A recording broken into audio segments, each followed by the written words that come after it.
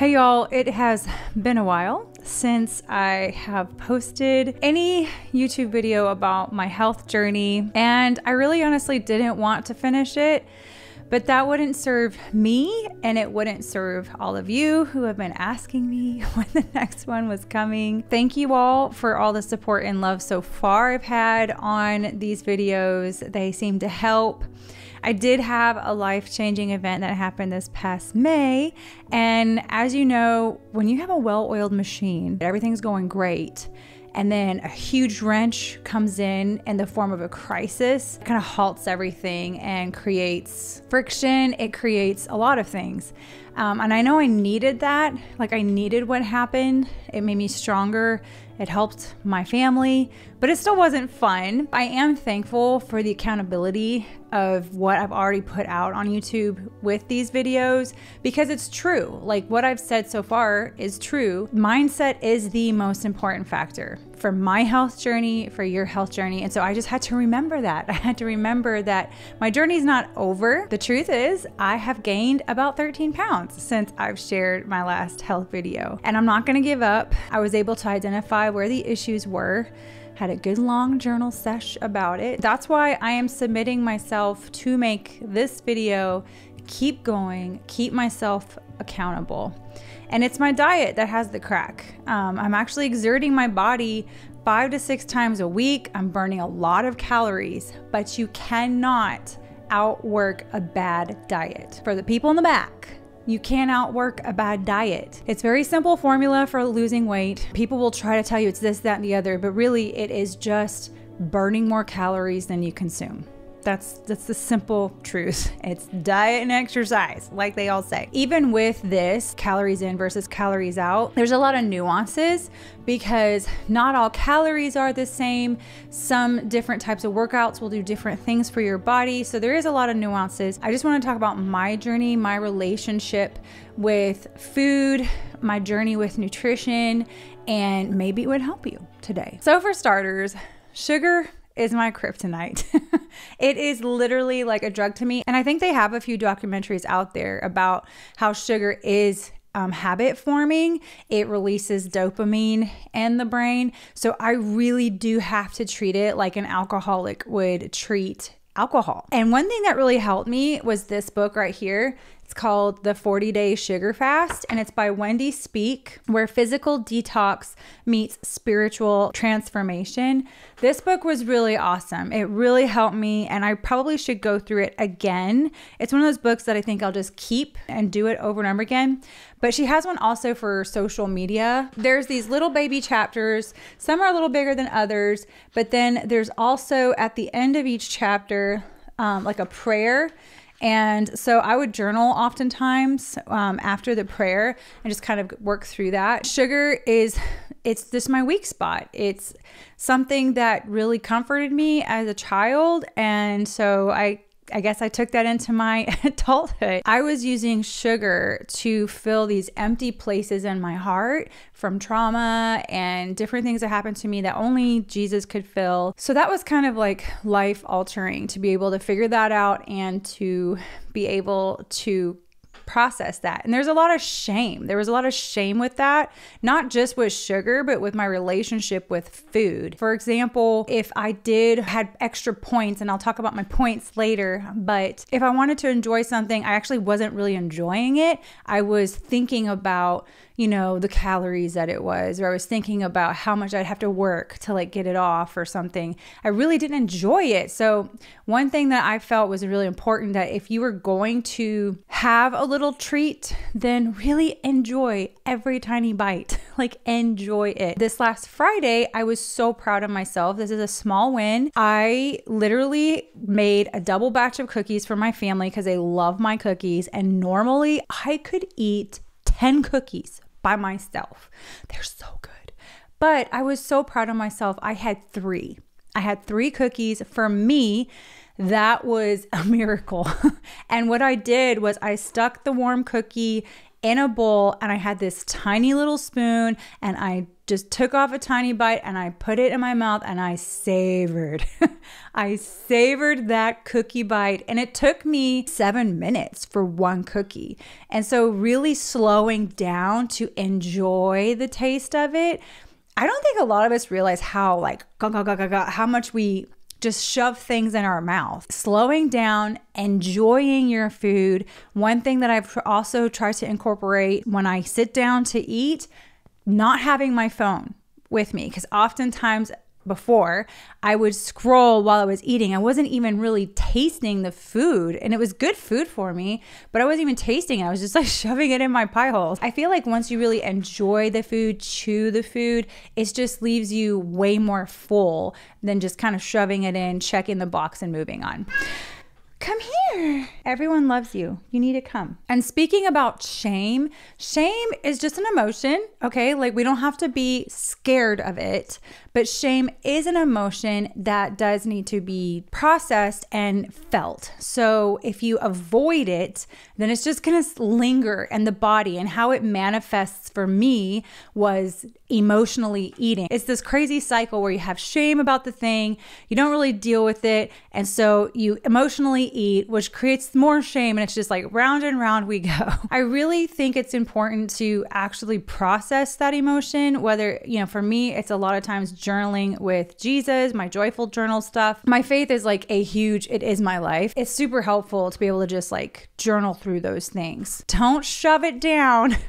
Try to process that. And I find that once I do that, there's less desire for the sugar. There's less desire for all that sweet. I was really grateful that I could sit down with my journal and ask myself quality questions to discover these places that needed support. I think being aware of root issues for why you're making poor eating choices is going to be key for whatever program you choose to do. There's so many things that you could do that are out there. I mean, we're inundated with different things, different programs, this will make you lose weight. Right now, I think it's the injections that a lot of people are doing. While I have personally, like I said in my other video, I've personally used a pill to help me with my weight loss. It did not actually get to the root stuff of like that self-control, of that trauma eating, that shame eating, or not even processing the shame. It didn't deal with any of that stuff. It just told my brain that I wasn't hungry. As soon as I was off of that pill, I was making the same choices. So I've chosen not to go that route this time. My point is that there are so many programs that you could do. Any one that you do are going to probably help, honestly. I think there's some that are a little bit extreme, but what I chose to do is really, it works. The program works. One of the things I realized, I have a tendency to hyper focus when I'm working on a task, and I've been working on a big project here lately. I'll get an urge, I'll get a hunger pang. I literally will whatever, it's fine. And then like 4 hunger pangs later, I'm like really hungry. And then I make a really bad decision because I'm past the point. I'm just like so hungry. I have had to learn that when I get that hunger, to actually stop and eat good food. That was one of the things that was not doing well for me, that I would just not eat. And then I would eat something crappy. What works well for me is meal planning, repetitive eating. I'm just a repetitive eater. It keeps things very simple, especially when you're tracking things with any sort of calorie tracker, or like for me, I track points. It's just easy to be able to eat the same stuff so you don't have to figure out new points all the time. What helps me is practicing thoughts for my mindset. So some of the thoughts that I have used are, I enjoy fueling my body with nutrient-rich foods. One that I just recently, like yesterday, I just figured out was that I wouldn't want to go out to eat with my husband or go out anywhere because I just felt like I would always have a poor choice, like poor choices. And it is harder. It's way, way harder to find healthier things on a menu, because even if, like, for instance, you get broccoli, like I got broccoli at this certain restaurant, but the broccoli that I make here at the house is 0 points. The broccoli there was 2, and that's because they use butter with it. So Yes, it was healthy, but I still had 2 points.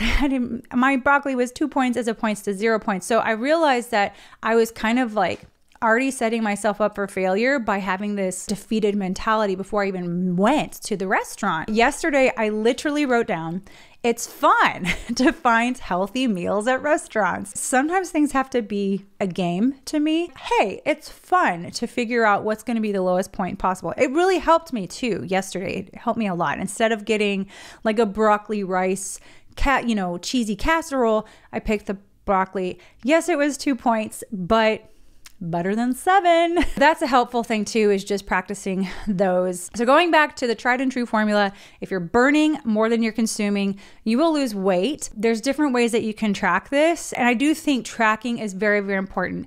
Tracking makes you aware of what is going in your mouth. I've tried a counting calorie app called My Net Diary in the past. When I started lifting, doing some functional strength training, I incorporated looking at the macros as well as the calories, because again, not all calories are the same. You might have calories that have a lot of protein or calories that have a lot of carbs. And the protein is definitely going to leave you more feeling full. The carbs are going to give you energy. I'm not saying carbs are horrible, bad. You should stay away from them forever and ever. I'm just saying that the way I was doing it was figuring out all those macros for my goals. My mom kept trying to have me join Weight Watchers. She had lost a lot of weight. She was at her goal weight and she really loved the program. I was kind of getting annoyed, honestly. Sorry, Mom. I was kind of getting annoyed about how much she wanted me to join the program, but she had achieved her goal. She was just excited. She was super excited to let me know what she was doing. And I finally, in June of 2023, I decided, I pulled the trigger. Weight Watcher was having a deal to join. And I was like, what the heck? What do I have to lose? I just joined. It was a huge change in the beginning. I did feel deprived at the beginning because it was nothing to me to just put a little bit of butter, in something, but man, they charge you for that butter on Weight Watchers. You can't have anything that you want on Weight Watchers. You just have to be diligent to count out all your portions. At the beginning, I was weighing all my food. I just was very, very careful not to go over my points. And I lost 30 pounds by September of last year. I was looking really good. The way Weight Watchers works is a food point value system. So you have a certain number of points for the day, depending on your weight, I think how old you are, or something like that. And then they also give you some weekly points if you want to have a little like date night like I wanted with David, or if you want to go over, you can work them however you want. And that's what I like about Weight Watchers, is that you really can work the program for you. Everybody does it a bit different, but basically the point value for the food is based on the nutritious value of the food. So chicken, if you have grilled chicken with nothing on it, that's 0 points. That's full of protein. If you add butter to the chicken or some barbecue sauce, because it's loaded with sugar, you're going to be paying more points for that chicken because, you've added stuff to it. It's the awareness. When you start tracking, you're aware. I had no clue. I was like shocked at the amount of points that I would normally eat versus my 20, I think I have 25 that I get a day, or is it 24? I can't remember. It's an easy way for me to not have to deal with the macros and the calories. It's just points. You also are able to earn points for activities you engage in. So when I do my CrossFit workout, I usually get 6 points extra for the day, and I eat them. I have more protein throughout the day because I need to fuel my body that I like one time I did 800 step-ups for Veterans Day. It was nuts. I couldn't walk for like a week. Man, my quads feel really nice, but you have to fuel your body when you're burning like that. No food is off limits for this program. I'm not saying you have to do Weight Watchers. It's just what I do. You just have to budget. You have to budget, make the program work for you. If you execute it and you're tracking, you are going to lose weight on Weight Watchers. It works. I had lost 30 pounds in September. There was the holidays in 2023. Then we went on a massive fun vacation. My son proposed to his now wife. We were in Tennessee. We were eating like kings every single day. I enjoyed it so much. And I got back and I had to get back down, and I did.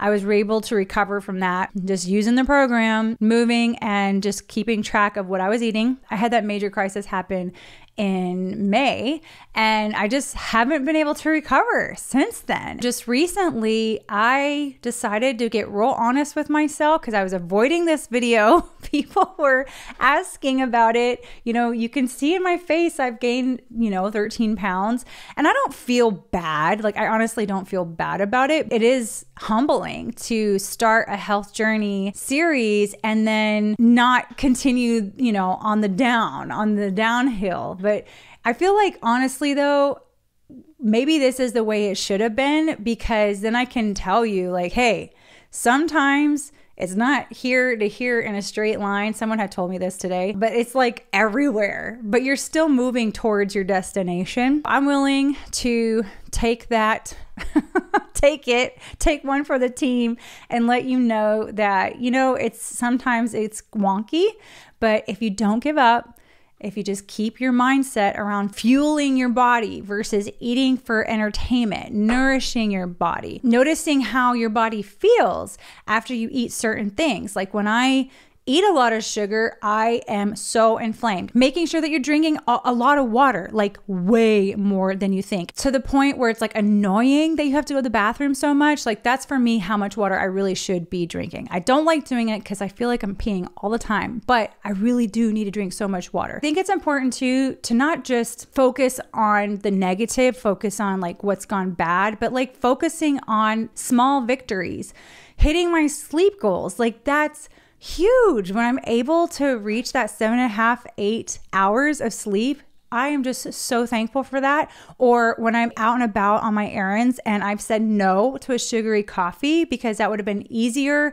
because I know it'll kind of hang me over for a while, and just coming home and making food, that's actually a big win for me. Or just showing up to my CrossFit class and reaching a new personal record for my lifting. I need to celebrate that. So I'm noticing even just today that when I celebrate all these little wins, my soul is encouraged, and it gives me more like soul fuel to make better choices for the long haul. I forgot to add that my sweet little group, it's like in person. So I go every week to these meetings, and they are the sweetest ladies. I'm like pretty much the youngest person in the group, and they are so encouraging. They have helped me so much, and I think that's helpful. Like an AA group, you have a circle of people who are all struggling with the same thing, and you're all in it together. That's what the Weight Watchers is for me. And I know they don't have it in-person groups for everybody, for all cities, but they do have virtual, like Zooms, I think. So I think you can join where you can do the Zoom ones, which is, I think, beautiful as well. But there's something about me going and seeing these sweet ladies and there's men in there too. It's not just ladies, there's men in there too. I love it. I asked them if I could film them saying hi to everybody, and they did. So this is them saying hello to y'all. It's helped me out so much to have these women and men just encouraging me on my journey, because a lot of them have made their goal and then gained all the way back, and now they're going towards their goal again. So this is just the journey. Like I was saying, like, you just keep going. You do not give up. Start again every day. Every day is a new day to start fresh. I hope that helped you. Thank you so much for hanging in there. If you have any extra fun things that have helped you with your relationship with food and how you've been able to overcome, choices that were maybe not serving you well, I would love to hear those in the comments, and I know they help other people too. So thank you so much for sharing, and I will see you later. Bye.